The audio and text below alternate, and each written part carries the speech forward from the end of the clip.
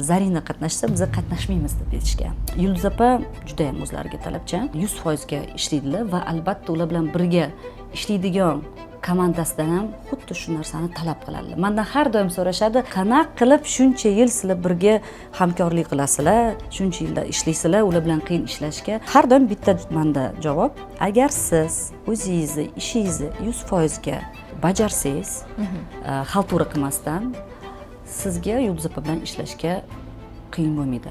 Yulduz opa o'zlari ham juda ham raqsga qiziqadilar va juda ham yaxshi tushunadilar. Shunaqa bo'lgan voqea biz bilan birga qatnashish kerak bo'lgan ansambl aytishgan. Biz agar Zarina qatnashsa, biz qatnashmaymiz deb aytishgan.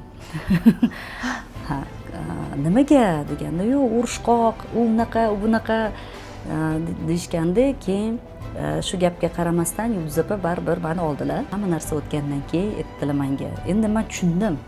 Nimaga san haqingda shunaqa aytishadi?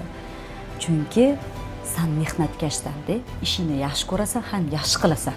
To'g'ri. O'shaning uchun albatta bu hech kimga yoqmaydi. Ishingni to'g'ri qilgandan keyin, 100% ga qilgandan keyin, конечно, tiling uzun bo'ladi deb aytdilar.